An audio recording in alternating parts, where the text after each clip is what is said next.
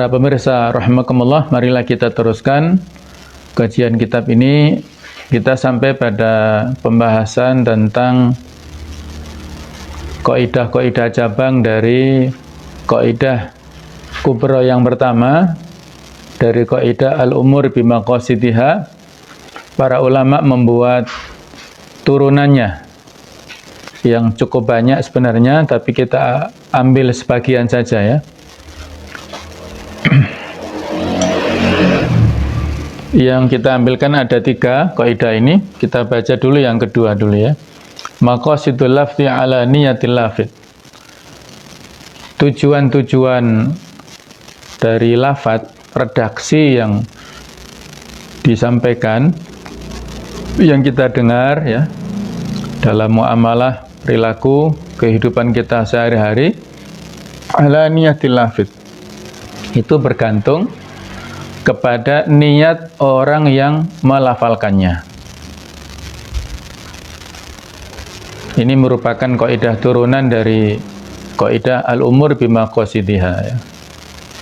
Jadi kalau ada perbedaan pendapat dalam sebuah transaksi atau dalam sebuah interaksi, komunikasi, baik itu antara suami istri atau antara seseorang dengan yang lainnya, maka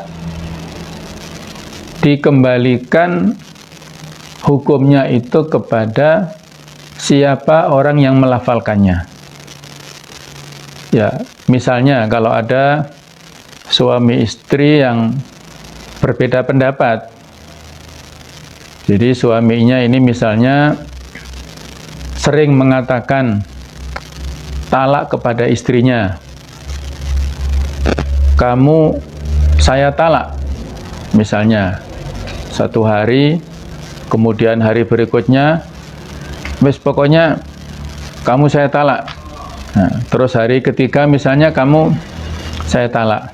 Nah, ini bisa jadi menimbulkan perbedaan persepsi antara suami dan istri. Istrinya merasa bahwa suaminya ini mentalaknya sebanyak 3, sudah maksimal ya, 3 itu. Tidak ada kesempatan bagi suami untuk rujuk kepada istrinya. Itu persepsi dari istri. Sedangkan persepsi dari suami berbeda. Suami bermaksud dengan menyampaikan kata-kata itu sebagai bentuk takkid atau penegasan, bukan berbentuk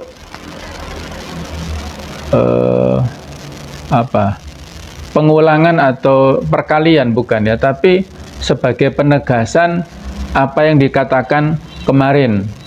Nah, jadi yang dimaksud suami adalah mentalak istrinya 1 kali, sedangkan yang dipahami oleh istrinya itu suaminya telah mentalak sebanyak 3 kali. Sehingga ketika suami merasa bersalah, kemudian ingin rujuk kembali kepada istrinya, di sini terjadi perbedaan pendapat. Istri merasa suaminya sudah nggak punya hak lagi untuk kembali kepada dia. Si suami merasa punya hak. Nah, ini menjadi konflik dalam rumah tangga ya. Nah, bagaimana memutuskan perkara ini adalah kita pakai kaidah ini, bahwa tujuan dalam setiap lafaz yang terucap ala niyatil lafid, bergantung kepada niat orang yang melafalkannya. Karena yang melafalkan talak itu adalah si suami. Yang punya hak menjatuhkan talak itu otoritasnya pada si suami, maka dikembalikan niat itu kepada apa yang dimaksud oleh suaminya dengan kata-kata talak tersebut. Kalau maksudnya itu adalah untuk penguatan, berarti hanya 1 kali ya. Kalau maksudnya itu adalah terkait dengan pengulangan tadi atau perkalian, berarti yang dijatuhkan adalah 3 kali. Ini apabila lafaz itu sharih, jelas ya, mengandung makna yang jelas, tidak ada multitafsir. Kalau multitafsir, seperti yang kita contohkan, seorang suami mengatakan kepada istrinya, kamu pulang saja ke orang tuamu sana. Nah, ini juga sama. Apakah jatuh satu talak ataukah tidak, kembali kepada yang diniatkan oleh suami itu maksudnya apa. Kalau maksudnya adalah mentalak istrinya, berarti jatuhlah satu talak. Kalau yang dimaksudkan pulangnya untuk tujuan lain, berarti belum ya. Jadi ini kembali kepada niat orang yang melafalkannya itu. Maqasidul lafzi ala niyatil lafid. Nah, para pemirsa yang berbahagia, kaidah yang lain ini kita bagi dalam bab masalah akad, transaksi, dan yang ini adalah tentang masalah yang terkait dengan sumpah ya. Jadi dalam bab transaksi ini, akad ya. Akad ini banyak kita jumpai dalam bermuamalah antara seseorang dengan yang lainnya. Jadi kaidah yang terkait dengan akad ya, Allah berfirman, ya ayyuhalladzina amanu aufu bil uqud, wahai orang-orang yang beriman, penuhilah akad-akad tersebut. Transaksi yang kita sampaikan antara kita dengan orang lain itu adalah sebuah janji yang harus kita tunaikan ya. Nah, di kaidah ini sebenarnya ada khilafiyah atau ada perbedaan pendapat di kalangan ulama. Saya mengambil salah satunya, al-ibratu fil uqud bil maqasid wal ma'ani. Yang menjadi ibrah, menjadi standar pedoman di dalam persoalan akad, transaksi, itu adalah pada tujuan-tujuan dan makna-makna yang dikandung di dalam akad ini. La bil alfat wal ma'ani, bukan berdasarkan redaksi ataupun ungkapannya. Jadi kalau ada perbedaan pendapat antara dua orang yang melakukan transaksi, maka di sini dikembalikan kepada substansinya ya. Kalau dalam bahasa ungkapan yang lain, al-ibratu bil musammayat la bil asma. Jadi standarnya itu adalah kepada substansinya. Inti dari persoalan itu bukan kepada label-labelnya, bukan kepada istilah-istilah yang diungkap di umum ya. Jadi sekali lagi ini masih ada khilafiyah. Yang sepakat dengan kaidah ini adalah dari mazhab Hanafi dan Maliki, sedangkan mazhab yang lain masih ada beberapa perbedaan. Nah, kita yang bahas di sini adalah yang sepakat aja dulu ya. Nah, dari yang kita sebutkan di sini, keterangan dari mazhab Hanafi adalah innahu 'inda husulil 'aqdi la yundaru lil alfat allati yasta'miluha al-'aqid al-'aqidani. Apabila terjadi akad, maka tidak dilihat kepada lafaz-lafaz yang digunakan, yang dipakai oleh dua orang yang sedang melakukan transaksi. Wa innama yundaru ila maqasidihim al-haqiqiyah minal kalam. Akan tetapi yang dilihat adalah kepada tujuan-tujuan mereka secara hakiki dari pembicaraan itu. Alladzi yalfidhu bihi haitsul 'aqd, yang diucapkan pada saat terjadinya transaksi. Li'annal maqsud al-haqiqi wal makna, karena yang menjadi maksud tujuan hakiki itu adalah maknanya. Walaysa lafdhu wala sigha al-musta'malah, bukan lafaz atau sighat redaksi yang dipakai. Li'annal alfat ma hiya illa qawalil ma'ani, karena lafadz itu tidak ada lain kecuali sebatas pengganti daripada makna-makna. Wa amma idza ta'adzara at-ta'lif bainal alfat wal ma'ani al-maqsudah fala yajuzu ilgha'ul alfat. Adapun ketika terjadi udzur ya, antara untuk memadukan antara lafadz-lafadz dan makna yang dimaksud, maka tidak boleh dibatalkan lafadznya tersebut. Nah, contoh dari kaidah ini diantaranya adalah seandainya dalam kehidupan sehari-hari ya, ada seseorang yang berkata kepada penjual, ya penjual apa saja, penjual pokoknya pedagang lah ya. Jadi dia berkata kepada seorang pembeli, datang kepada penjual dan dia mengatakan bahwa aku beli daganganmu ini ya. Dan dia berkata, khudh hadha saif amanatan indaka hatta uhdira laka tsaman. Saya punya ini misalnya pedang ya, saya titipkan pedang ini kepadamu sebagai bentuk amanah. Harus kamu jaga sampai saya akan datang untuk membayar harganya. Kalau disepakati barang yang dibeli itu misalnya sejumlah 1 juta misalnya ya, mungkin setara dengan ini. Saya titipkan pedang ini untukmu, kamu jaga dengan baik, terus saya bawa dagangannya ini. Kalau saya punya uang, nanti pedang ini saya ambil, misalnya begitu.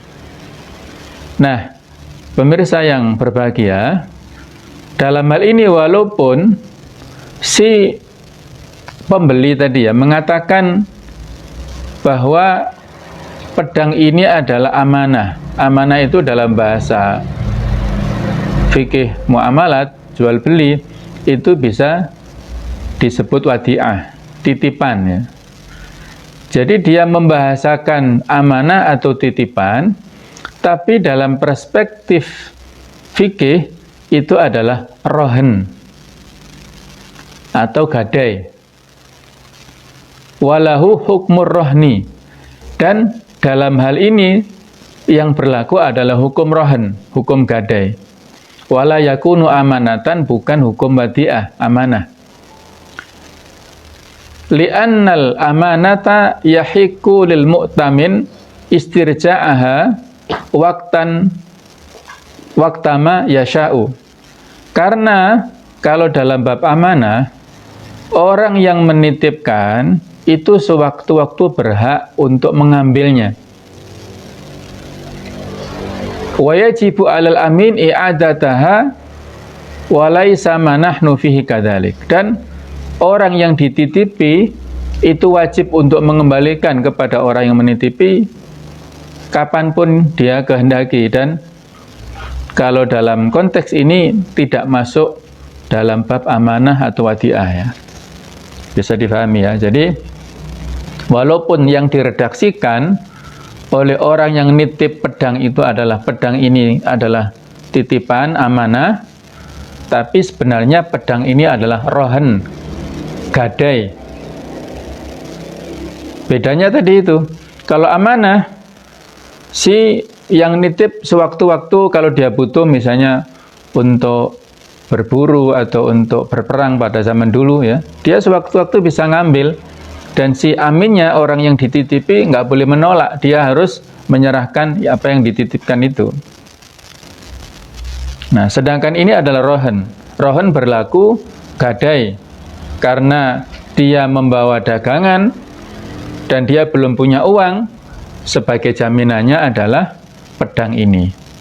Selama dia belum membayar, maka pedang ini menjadi hak bagi penjualnya itu. Kalau dia sudah punya uang dan datang lagi dengan membayar uang, maka dia boleh mengambil jaminannya. Nah, ini contohnya ya. bahwa ibrah yang menjadi standar, yang menjadi patokan itu adalah makna yang ada di balik lafadz itu, bukan semata-mata redaksi secara zahir ya, secara yang terdengar, yang nampak, tapi substansinya apa dari akad tersebut ya. Begitu pula kalau misalnya ada orang yang hibah. Hibah itu kan mirip hadiah ya, sukarela. Wal hibatu idza ishtaratu fiha thawab. Kalau ada orang yang memberikan kepada orang lain tapi dengan syarat imbalan. Ya, daf'u al-iwad. Jadi harus membayar pengganti. Kaman qala li akhar, seperti orang yang berkata, wahabtuka hadza syai' bi kadza. Aku berikan ini kepadamu dengan syarat ini. Au bi syarti an tu'tiyani kadza, atau dengan syarat kamu memberikan aku seperti ini. Nah, berarti ini bukan hibah ya, tapi akhadha al-aktu ahkamal bai' indal Hanafiyah wal Malikiyah qaulan wahidan. Tapi ini dihukumi adalah jual beli ya, dalam bentuk barter ya. Dia mendapat manfaat, tapi dia balas dengan barang ya. Walaupun di sini yang diredaksikan oleh orang yang melakukan transaksi itu adalah hibah. Aku kasih kamu misalnya jam tangan ini misalnya ya. Ini aku kasihkan kepadamu, tapi syaratnya aku boleh menginap di villamu ya, 1 malam misalnya. Nah, jadi ini walaupun yang diredaksikan oleh orang yang memberi itu hibah, ini hibah, tapi si pemberi memberi persyaratan, kamu harus meminjamkan villa untuk kami inapi selama 1 malam. Mungkin setara harganya jam tangan misalnya 500.000. Nah misalnya ya, kemudian menginap di villanya itu sewanya 1 malam 500.000 misalnya.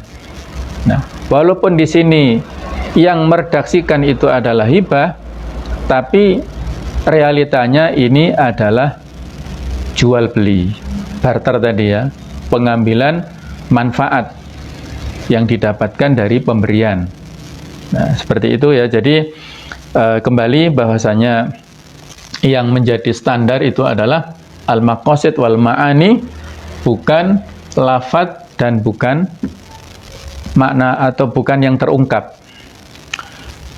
Tapi memang ini ada khilafiyah ya. Kita tidak membahas lebih jauh masalah khilafiyah. Yang kita bahas di sini adalah kaidah-kaidah yang masuk ya, yang bisa berlaku di sini, bukan pengecualian-pengecualian. Baik. Kemudian yang berikutnya adalah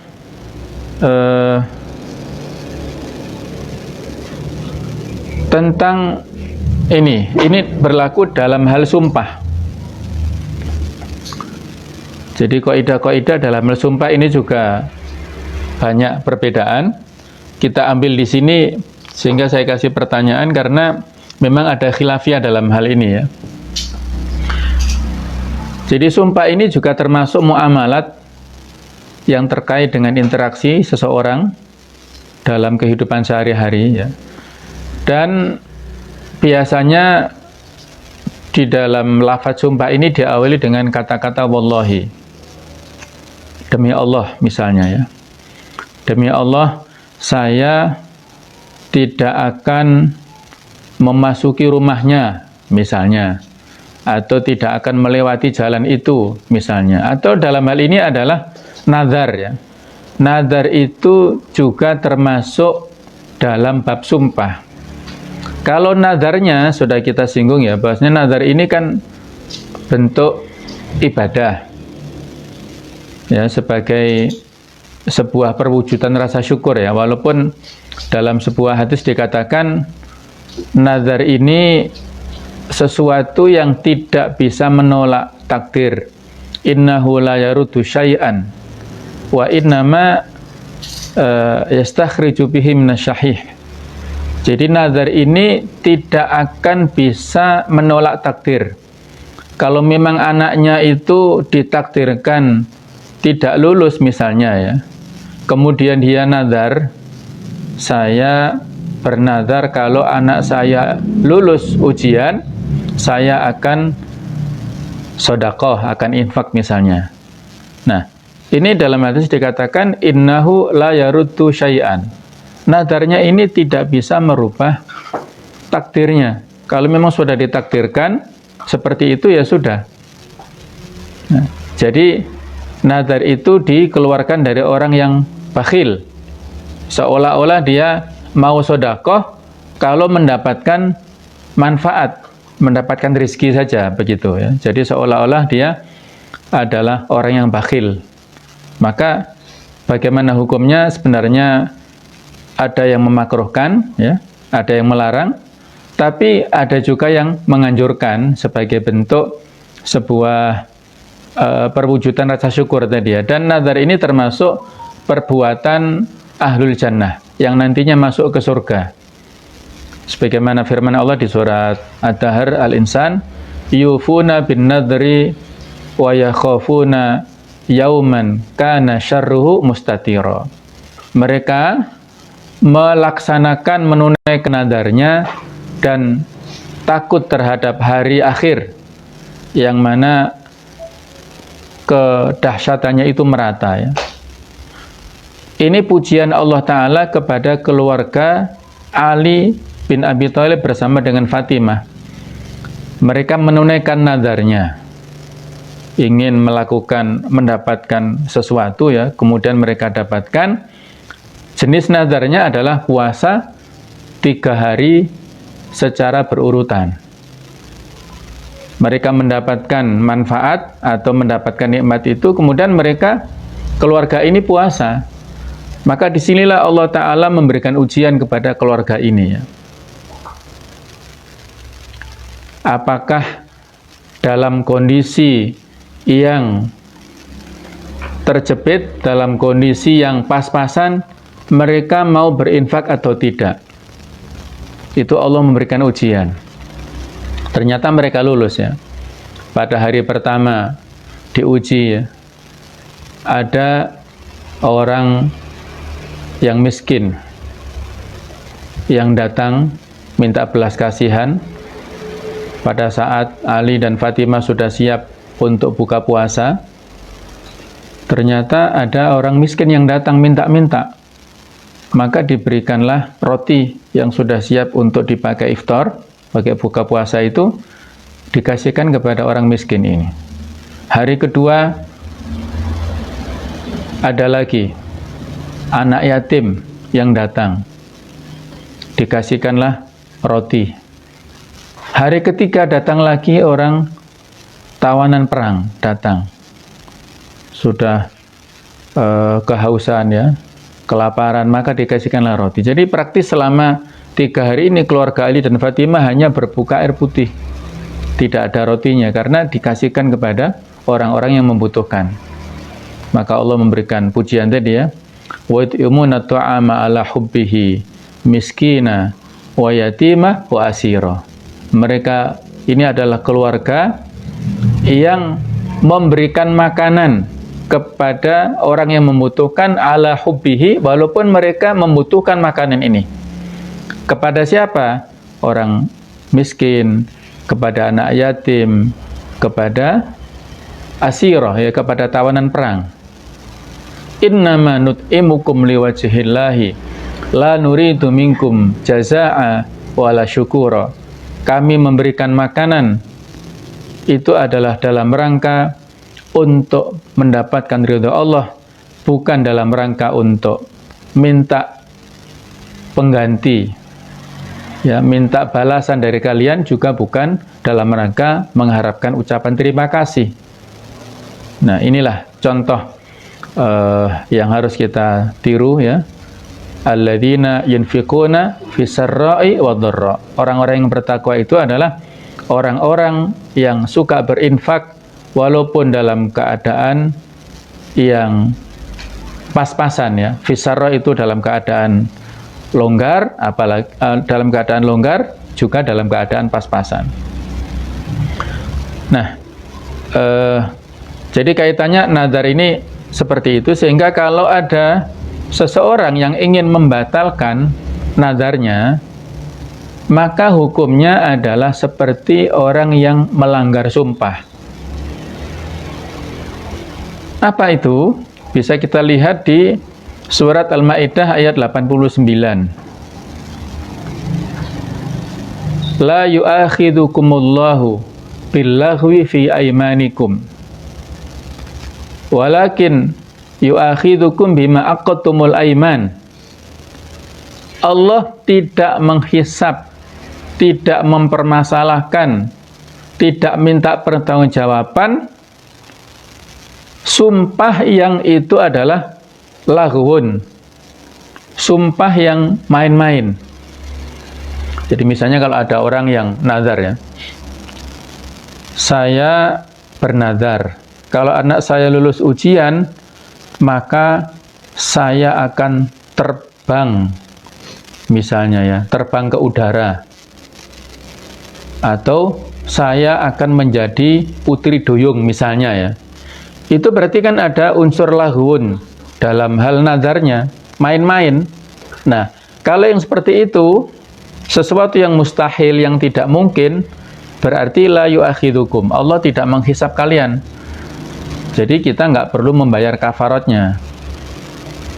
Tapi kalau bima aqadtumul aiman, sumpah yang betul-betul, yang benar-benar yang kita niati dalam bentuk nazar tadi, maka inilah kalau pada saat kita tidak memenuhi, kita sudah mendapatkan rezeki tadi ya, anak kita lulus, sementara kita tidak mengeluarkan sedekah dalam jumlah misalnya kita sampaikan nominal tertentu ya, mungkin kita nggak mampu, maka inilah harus ada kafarat yang harus kita bayarkan.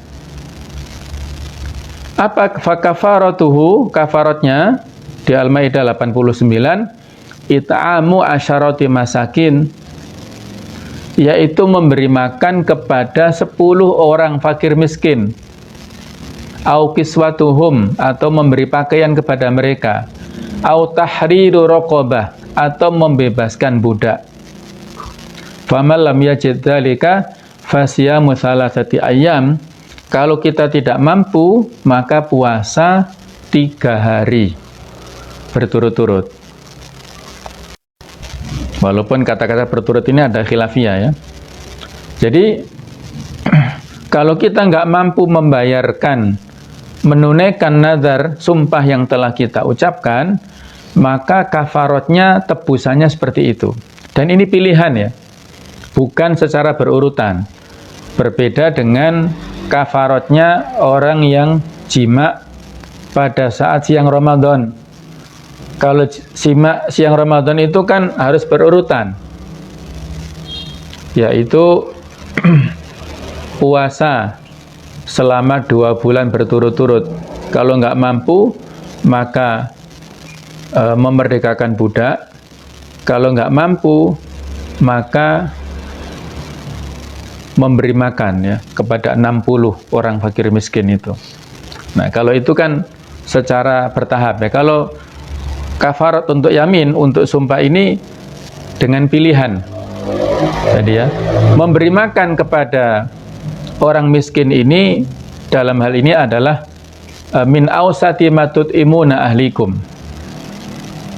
Jadi seperti kebiasaan kita memberikan makan kepada keluarga. 1 porsi. Berapa yang kita kasihkan kepada keluarga.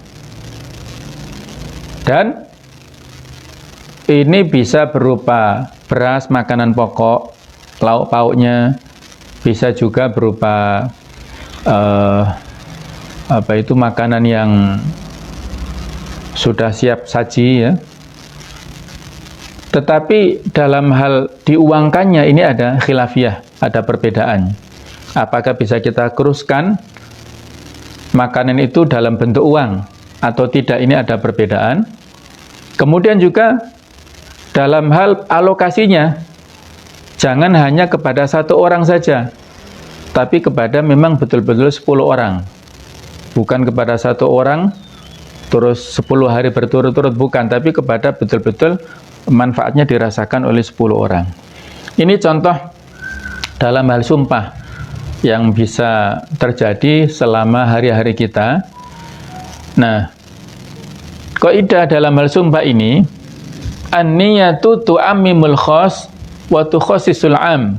Ini pertanyaan ya. Halin niyatu, apakah niat itu bisa menjadikan umum redaksi yang khusus atau bisa mengkhususkan redaksi yang umum? Ini saya kasih catatan. Kalau dalam hal ini masih ada khilafiyah, ada berbeda. Kalau ini para ulama muttafaq alaih, ya, sepakat tentang poin yang berikut ini. Nah, contohnya apa? Ada beberapa contoh di sini ya. Orang yang bersumpah tidak mau bicara dengan orang lain. Ya, jadi dia, wallahi, demi Allah saya nggak mau bicara dengan orang lain pada hari ini. Puasa bicara misalnya ya. Tapi sekali lagi bukan untuk nazar ya. Jadi memang dia ya sumpah saja secara mutlak, saya wallahi demi Allah tidak mau bicara dengan orang lain pada hari ini. Ini kira-kira lafaz apa ini? Lafaz khusus atau lafaz umum? Bicara dengan orang lain pada hari ini, itu lafaz umum atau khusus? Umum. Ya. Kemudian ternyata pada jam tertentu dia bicara sama seseorang, terus ditegur, loh, kamu tadi kan bersumpah nggak mau bicara sama orang lain pada hari ini. Terus dia katakan, yang saya maksud adalah Zaid saja yang tidak mau, yang saya nggak mau bicara gitu ya. La ukallimu ahadan, aku tidak mau bicara sama ahad dan seorang pun, itu bukan semua orang, tapi yang saya maksud adalah hanya Zaid saja. Kalau saya bicara sama Ahmad, sama si fulan yang lain, itu nggak masuk dalam niat saya. Nah, seperti itu ya. Apakah niatnya itu tukhassisu al-'am? Maksudnya begitu. Ya, niat dalam hatinya adalah Zaid, kemudian yang terekspresi itu adalah umum. Berarti di sini kalimatnya para ulama sepakat. Artinya apa? Kalau dia bicara seperti itu, dia berarti tidak wajib kafarat. Tidak wajib, tidak harus mengeluarkan denda tadi ya, sebagai sesuatu yang melanggar apa yang dia sumpah. Contoh yang lain ya, ada orang mengatakan kullu imra'atin atau zawwajuha fahiya talikun. Setiap wanita yang aku nikahi, maka nantinya dia itu tertalak. Ya mungkin ini mengada-ada contohnya, tapi mungkin ada saja ya. Barangkali ya, dia punya kalimat seperti itu ya. Setiap wanita yang aku nikahi maka hukumnya tertalak. Kemudian dia berkata, nawaitu min baldatin kada au mahallatin kada. Yang saya niatkan dalam hati itu adalah dari negeri ini, dari tempat ini, dari kota ini, bukan imro'atin secara umum, tapi dari kota ini saja. Kalau dia misalnya dalam hatinya ya, misalnya yang saya maksud adalah dari Papua misalnya ya. Yang saya niatkan itu Papua misalnya. Kalau misalnya dia menikah yang bukan dari Papua, sementara dia langgeng terus ya, tidak mentala istrinya, dia berarti tidak membayar kafaratnya, tidak perlu, karena dalam hatinya Yang dimaksudkan wanita itu bukan semua wanita, tapi dari tempat tertentu, misalnya ya. Jadi itu kalau tukhassisu al-am, maka ini para ulama hampir-hampir sepakat. Tapi kalau tu'ammimul khas, menjadikan kalimat yang khusus itu umum, ini yang ada perbedaan. Contohnya misalnya, ada seseorang yang bersumpah tidak mau minum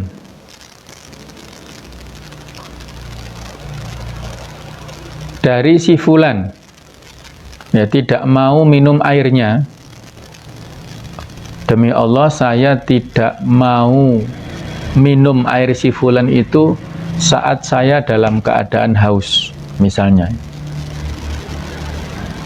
Nah, fa intal hanafiyati wa syafi'iyati innahu la yahnuthu bi ta'amihi aw thiyabihi. Kalau menurut madhab Hanafi dan madhab Syafi'i, dia tidak wajib membayar kafaroh kalau dia melanggar, ya.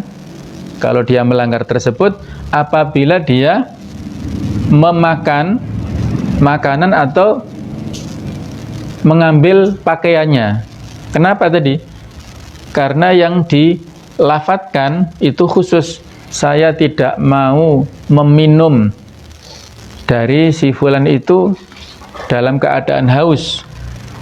Nah, itu yang ditangkap lafadznya ya. Mungkin walaupun niatnya itu kita nggak tahu yang disembunyikan apa. Kalau misalnya dia mengambil pakaian, dia mengambil makanan, kan bukan termasuk air minum. Nah, berarti dia di sini tidak melanggar ya, tidak membayar kafarohnya dari melanggar tersebut. Li'annal yamin indahum tan'akitu alal ma' khosotan. Karena sumpah ini hanya berlaku untuk air saja. Walau nawa annahu la yantafi'u minhu bisyai'. Walaupun niatnya dalam hati yang dia simpan itu tidak mengambil dari si fulan itu apapun. Nah, jadi di sini saya katakan ada perbedaan pendapat itu ya. Baik, itu contoh ya yang mungkin terjadi dalam kehidupan kita sehari-hari. Jadi intinya dalam hal ini perlu kita jaga ya. Perlu kita jaga lisan kita ya. Perlu kita jaga niatan kita. Jadi niat kita jaga, lisan juga kita jaga, perilaku juga kita jaga semuanya ya. Al-muslimu man salimal muslimuna min lisanihi wa yadihi. Seorang muslim itu adalah orang yang orang-orang muslim lainnya merasa aman dari lisannya dan dari perilakunya, dari tangannya. Jadi dia tidak mengganggu orang lain, baik itu dengan kata-katanya atau dengan perilakunya ya. Begitu pula dia menjaga hatinya ya. Menjaga keikhlasannya dalam segala macam aktivitas, karena seluruh amal kita itu akan ada perhitungannya di sisi Allah Ta'ala.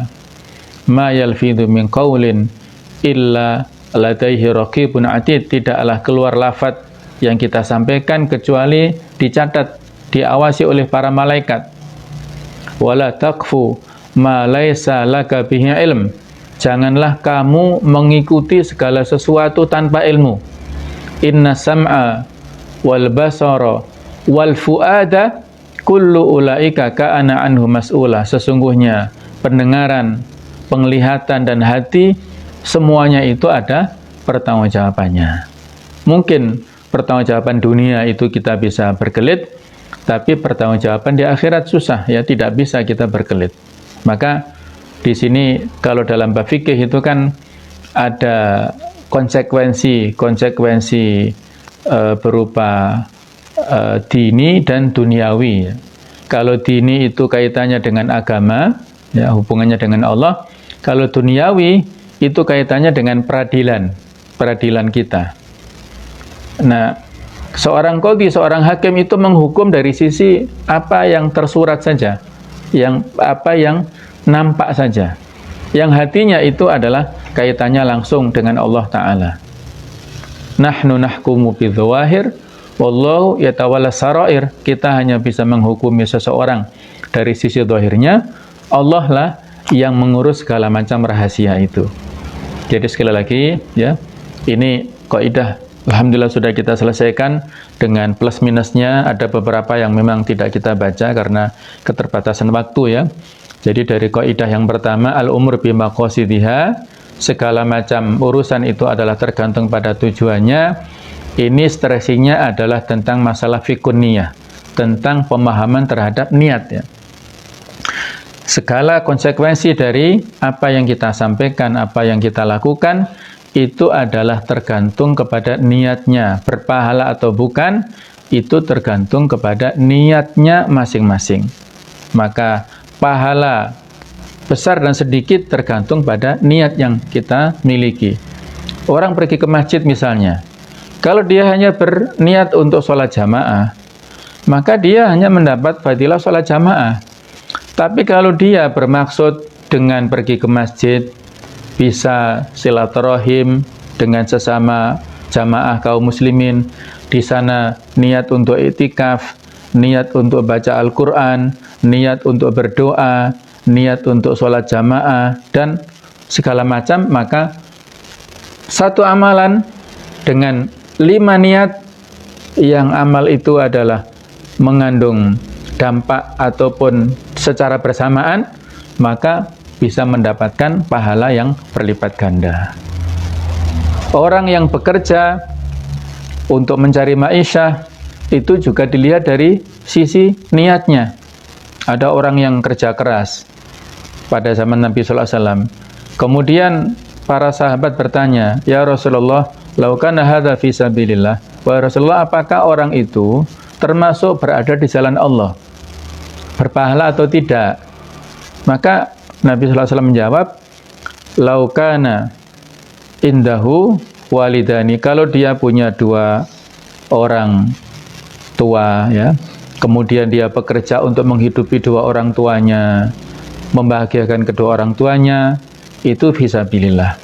Seandainya dia punya keluarga ya, dia bekerja mencari maisha untuk menghidupi keluarganya, memberi makan keluarganya, maka itu fisabilillah.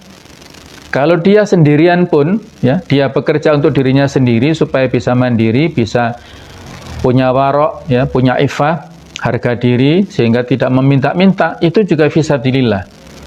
Tapi kalau seandainya dia bekerja untuk mendapatkan uang sebanyak-banyaknya, yang dengan itu dia bisa membeli fasilitas, dia bisa berbangga-bangga di hadapan orang lain, kata Rasulullah SAW, fahuwa fi sabili syaitan. Orang itu berada di jalan syaitan, ya, yang mana itu akan berdampak dosa kepadanya.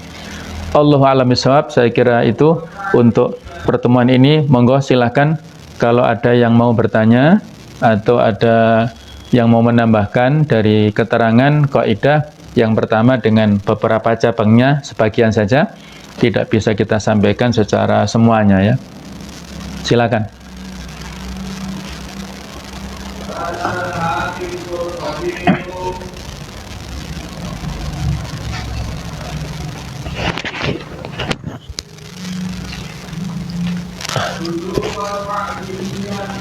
Jadi begini Ustaz, di subkaidah yang pertama tentang al-ibrah fil uqud bil maqasid wal ma'ani, kan di sini kita sering jumpa ya istilahnya apa ya, seperti sebuah hal yang kontradiktif ya, antara orang yang tidak melafalkan niat di akad jual beli, tapi pada dasarnya sebenarnya mereka itu berniat untuk melakukan jual beli tersebut. Dan ada seperti contohnya itu karyawan-karyawan supermarket itu yang mengucapkan lafal jual beli, tapi sebenarnya itu hanya sebuah kebiasaan saja yang keluar dari mulutnya, tapi tidak keluar dari hatinya. Misal seperti itu Ustaz. Contohnya? Itu. Ya, karyawannya bilang apa? Totalnya misal 20.000, terus kembaliannya segini gitu. Ya. Tapi dia itu hanya spontanitas sesuai dengan kebiasaan yang dia lakukan. Jadi niatnya hanya dalam pekerjaan itu saja. lebih. Nah ya, terus konsekuensinya apa? Ya kan ini seperti kontradiktif Ustaz, dengan apa? Dengan subkaidah yang pertama ini. Kan bil al-uqud bil maqasid wal ma'ani la bil alfat. Jadi tidak dengan lafaz saja. Kebiasaan juga. Spontanitas. Iya, jadi hanya sekedar terucap tapi sebenarnya di dalam hati itu tidak. Enggak niat. Kebiasaan. Berkebalikan dengan yang tidak mengucapkan akad tapi sebenarnya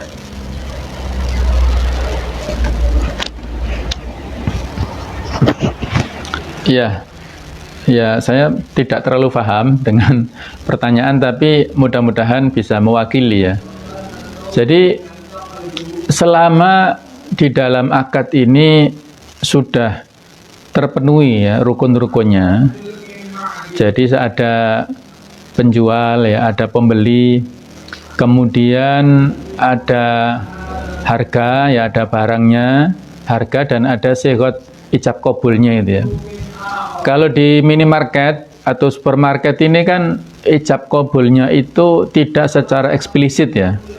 Maksudnya penjual tidak menawarkan harga dalam bentuk kalimat verbal, tapi ada di dalam label harga itu kan.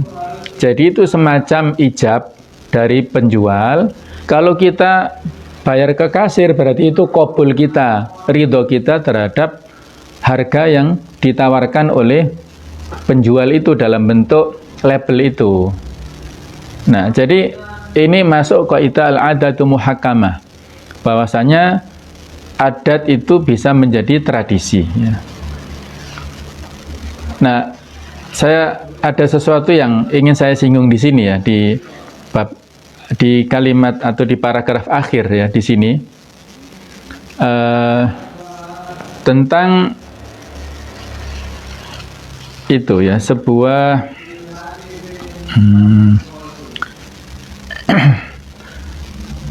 jadi begini di sini,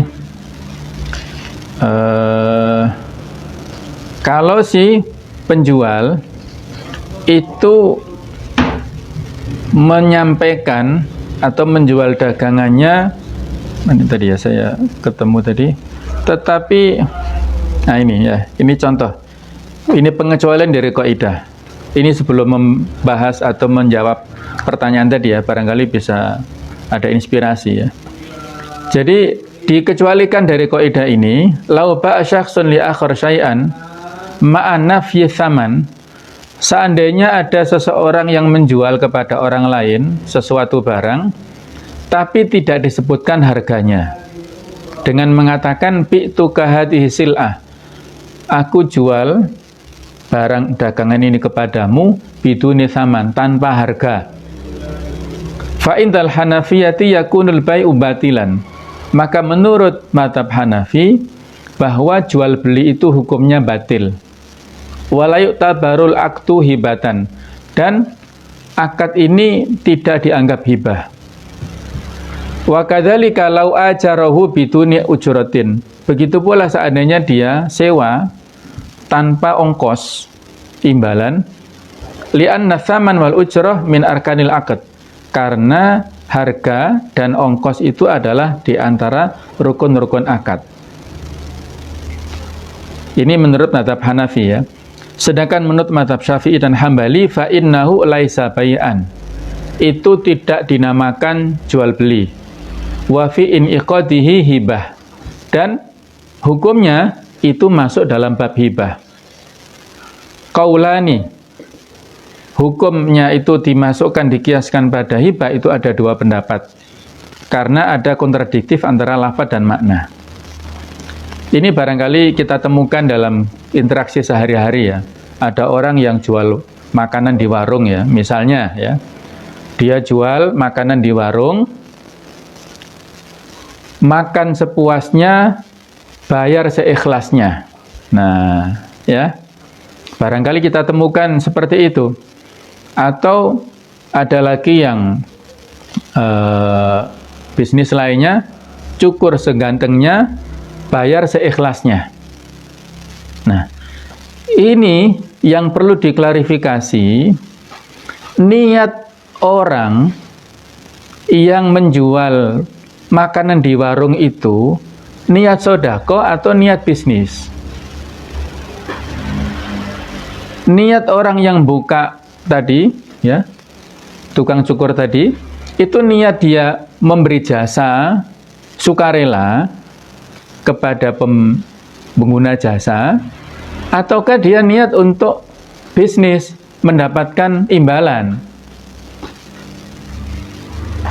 Paham ya? Jadi ini perlu untuk dibedakan. Kalau dia niat dalam rangka untuk sukarela, hibah, tabarruk ya, tabarruk itu sukarela dalam hal jasa ya. Ya hukumnya tabarruat ya, masuk dalam bab sukarela. Artinya apa?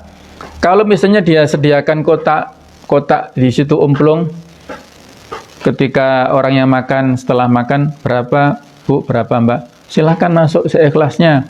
Ternyata di total pendapatan sehari itu jauh misalnya di bawah omset hari-hari yang berbayar dengan harga yang normal, ya jangan nelongso ya, jangan ngeresulo kan. Karena dia niatnya awal adalah untuk tabarruat tadi ya, untuk sodako. Nah, kalau niatnya itu adalah dalam rangka untuk jual beli, maka perlu diwaspadai, bisa jadi ini jual belinya tidak sah. Ya kan? Karena rukun jual beli berupa ijab qabul, berupa harga, itu tidak terpenuhi. Ya, ijab qabulnya kan ikhlas dan enggak tadi ya. Wesak ikhlasnya ngasih berapa kan itu tidak bisa, itu masuk dalam bab gharar ya. Gharar itu ketidakpastian.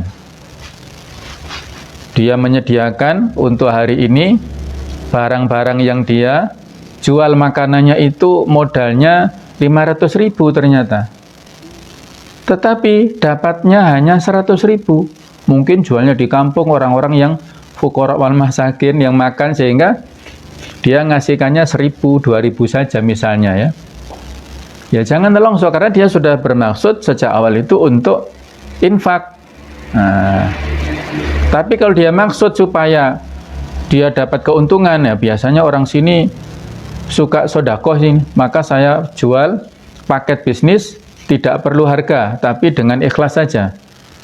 Misalnya ya, terus dia dapat dari modal 500 dapat 1 juta, dapat 2 juta, wah dia gembira ya dengan ini, dan dia berharap dari situ keuntungan yang banyak. Hati-hati ya, walaupun jumlahnya banyak dapatnya, tapi karena dia bermaksud niatnya ya, niat ini ya, akadnya itu tujuannya adalah untuk jual beli, maka tidak terpenuhi rukun-rukun dalam hal jual belinya ini. Ini saya ingatkan ya kepada kita semuanya supaya betul-betul clear dalam masalah ini dan tidak ada yang dirugikan, tidak ada yang merasa madzulum tadi ya, tidak ada yang merasa dirugikan. Nah, kalau kembali ke pertanyaan tadi ya,